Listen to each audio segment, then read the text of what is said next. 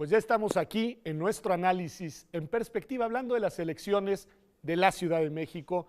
Armando, la misma pregunta que le hice a Nabila Delgado al inicio del programa, ¿qué tienen de especial estas elecciones? Bueno, tienen de especial, primero, un nuevo marco jurídico, donde no voy a renovar esa discusión, pero en realidad hay un cierto tufo de nacionalización de las elecciones. Primer punto. Es decir, la organización recae más en el INE, podríamos decir. De alguna manera, la integración de las autoridades electorales sufre un cambio trascendental. Los consejeros los eligieron los consejeros del INE, los magistrados, de una manera muy sui generis, los elige el Senado de la República, porque además en un proceso donde no hubo ninguna valoración técnica, sino solo una valoración curricular. Entonces, es un ingrediente bien interesante. Empezando desde la autoridad electoral, dirías. Porque hay una transformación para la clase política del Distrito Federal trascendental. Primero, ya no los eligieron ellos, a las autoridades electorales. Y esto, desde mi punto de vista, hace que jueguen de manera muy distinta en la contienda política. Interesantísimo. Porque finalmente sí, yo conozco bien la clase política, fui magistrado local y observo que la clase política local estaba muy acostumbrada a ser hasta temeraria con las propias autoridades electorales. Yo observo en la actualidad que se están midiendo muchísimo, dado que hoy sus procesos de revisión trascienden al ámbito local y llegan al Instituto Nacional Electoral, particularmente un nuevo modelo de fiscalización. ¿Qué te parece si nos detenemos y te pregunto, Ulises, tu opinión sobre eso? Así vamos como tema por tema, claro. A ver nada más si estás de acuerdo, cómo ves tú este tema, porque la verdad yo lo había pasado por alto, y es bien importante. Las autoridades electorales no solo son nuevas, sino que ha sido renovado su mecanismo de integración y sus reglas de funcionamiento. ¿Tu opinión? Sí, comparto la opinión del magistrado en el hecho de que hay autoridades nuevas, en el sentido de que fueron electas por órganos legislativos distintos al local, en una especie de federalización del nombramiento de los consejeros electorales. Y todo el tema de la participación del INE y los debates que han habido alrededor de la integración que hizo el INE, no solo de esta autoridad, sino de las demás que tendrán comicios este año. Por supuesto. Y en función también de lo que comentaba el magistrado, pues si antes eran temerarios, ahora son temerosos, porque es un nuevo modelo de reglas. Juegan los árbitros electorales, como yo le llamo, son diferentes. Ellos ya no intervinieron en el nombramiento de esos árbitros electorales. Son códigos que rebasan el ámbito local, son reglas políticas y jurídicas que están más allá del Distrito Federal, en una especie de modelo de federalización. Y, por ejemplo, el tema de fiscalización. A ver, vamos ahí, que ya lo colocaba Armando y es importante. ¿Qué pasa con el tema de fiscalización? ¿Por qué los dos lo señalan inmediatamente como un foco ahí a poner la atención? Bueno, recordemos que uno de los grandes, en mi opinión, uno de los grandes temas pendientes de la elección federal del 2012 fue el uso de dinero en las campañas.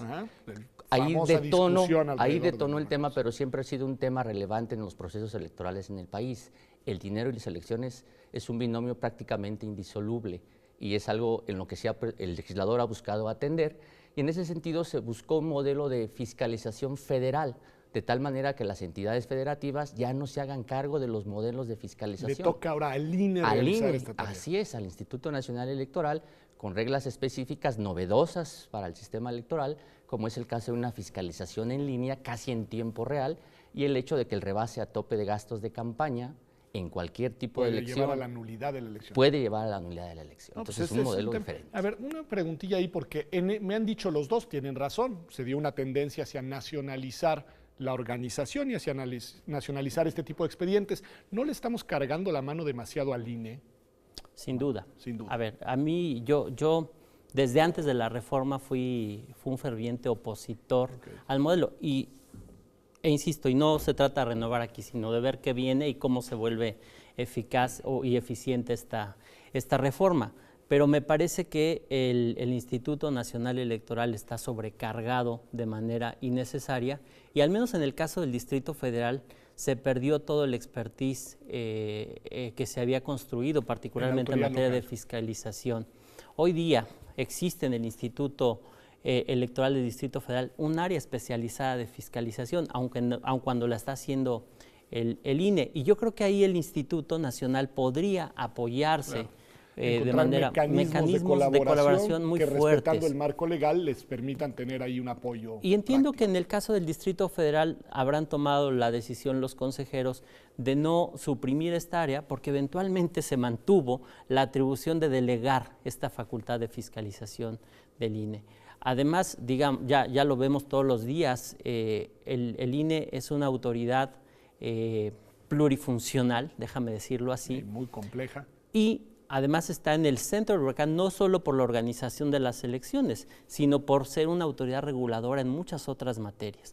Particularmente preocupa pues la de radio y televisión. Sí, la próxima semana tendremos aquí a Lorenzo Córdoba, el presidente del INE, y a uno de los consejeros electorales, Arturo Sánchez Gutiérrez, y pues les voy a preguntar cómo están viviendo ese ojo del huracán en el que están sentados.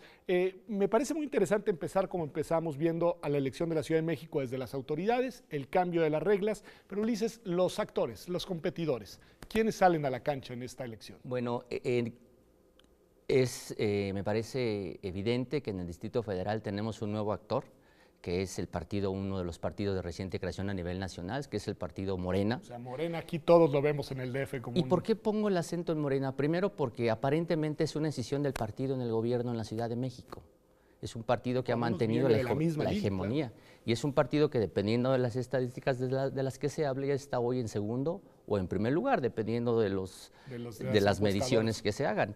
Entonces, y es un partido que tiene, digamos, al que fue el candidato presidencial de la izquierda a los últimos dos elecciones presidenciales. Jefe de gobierno hace 2 periodos. Así es, y entonces también demuestra que es, digamos, de los pocos lugares en la Ciudad de México donde todavía el PRD ha conservado y sigue teniendo un predominio electoral, por lo menos hasta el día de hoy.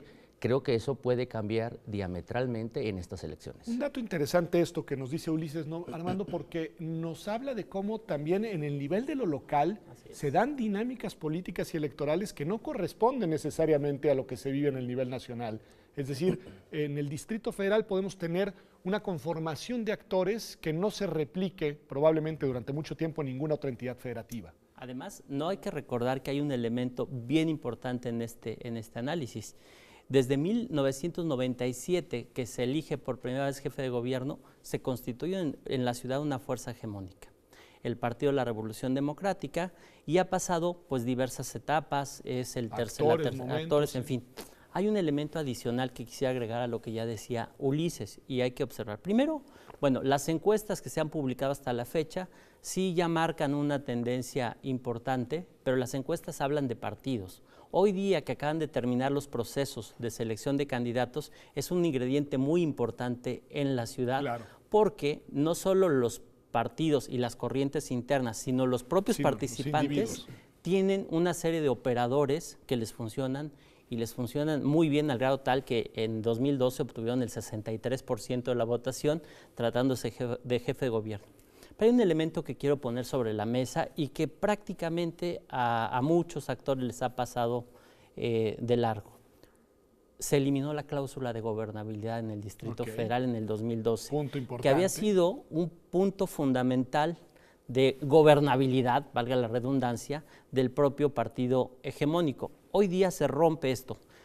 Ya nadie que tenga la mayoría de diputados de mayoría automático va a tener la mayoría absoluta. Entonces, hoy día las contiendas van a ser más parejas. Imaginar sin, digamos, hacer futurismo exagerado, sino con sensatez, que es previsible que tengamos una asamblea legislativa dividida, sea una asamblea legislativa más plural que las anteriores y que quizá Mancera será el primer jefe de gobierno desde 97 hasta la fecha cuyo partido podría no tener la mayoría en la Asamblea Legislativa. ¿Lo ves posible, Ulises? Sí, sí lo veo posible y en función de que se ha eliminado la cláusula de gobernabilidad, tendría también un impacto hacia la gobernabilidad del órgano legislativo, porque entonces la Comisión de Gobierno no necesariamente tendría que ser presidida por el PRD.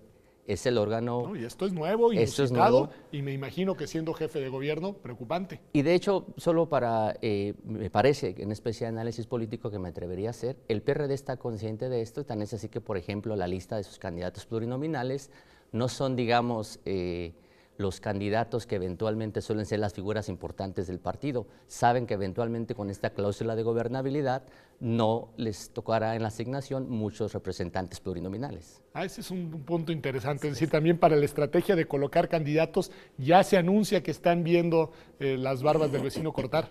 Punto interesante, pero no solo se elige Asamblea Legislativa, Así es. delegaciones, Armando, ¿y ahí qué puede pasar? Porque ese tema es importantísimo. Bueno, ya hay un tema que está en curso. No solo se eligen delegaciones, sino además a los partidos se les obliga a presentar candidaturas por paridad de género. Okay, Este 50, es un 50. tema que siempre ha sido recurrente en el Distrito Federal y que nunca se ha cumplido. Hoy día se está presentando un escenario donde los partidos, ahora temerosos, como dice Ulises, están viendo la posibilidad de que se les puedan cancelar. Digo, hay una doctrina jurisprudencial muy clara en el tribunal en este tema, y en esa temerosidad están alertando sobre la necesidad de postular mayores candidaturas femeninas. Vamos a ver, la geografía actual en el Distrito Federal te indica que el Partido de la Revolución Democrática gobierna 14 de las 16. Hoy parece ser que se va a pulverizar el voto de las izquierdas en distintas fuerzas políticas, y además, ya lo decía en algún otro momento con algunos otros colegas, parece ser que se están encaminando las fuerzas políticas minoritarias a presentar candidaturas comunes, que además es algo que permite el modelo del Distrito Federal. Y eso, la verdad es que te da posibilidades competitivas muy fuertes. En muchas delegaciones, además, y en delegaciones importantísimas por su densidad poblacional, por su... Claro, y pareciera que en este contexto de la contienda, donde las izquierdas se pulverizan y el PRD se va a debilitar, al menos así marcan los números en las encuestas, va a haber oportunidad de las fuerzas políticas minoritarias para dar mayores contiendas. Dice de nuevo Armando, y hemos estado girando alrededor de la idea de lo que podría pasar desde el lado de la izquierda, las minoritarias, las nuevas, en fin, las candidaturas comunes nuevas. PRI y PAN siguen sin tener muchas posibilidades en el Distrito Federal. Ulises, ¿cómo los vemos? Las mediciones marcan que PRI y PAN están prácticamente en su nivel histórico de votación. O sea, no han logrado remontar. Donde digamos. hay un movimiento importante es entre el PRD y Morena. Y se entiende porque parecería que tuvieran, si me permiten la expresión, el mismo nicho de votos, el mismo nicho de votantes, la misma identidad partidaria que se le llama el mismo voto duro. Son ellos mismos. PRI y PAN están seguramente encantados con que la izquierda se pulverice, porque aumentan sus posibilidades matemáticamente. En un sistema donde se puede ganar con un 30, un 35%. Pero no necesariamente por mérito propio, sino más bien por fragmentación, pulverización del espectro político del lado izquierdo, digamos. Así es, así es. Interesante. Vamos a un corte, acá el tiempo saben que es tirano, y si les parece, regresamos con unos actores de los que no hemos hablado, que son los candidatos independientes, a ver qué podemos ver por ahí, y después sí quiero hablar con ustedes de la relevancia de esta elección, pensando en la reforma política que ya está ahí en puerta, supuestamente en el Senado de la Ciudad de México. Estamos aquí, como usted sabe, en Observatorio, hablando en esta ocasión, ya vio, de las elecciones del Distrito Federal, un evento importante, un evento en el que tenemos que involucrarnos, un evento del que debemos enterarnos. Ya volvemos.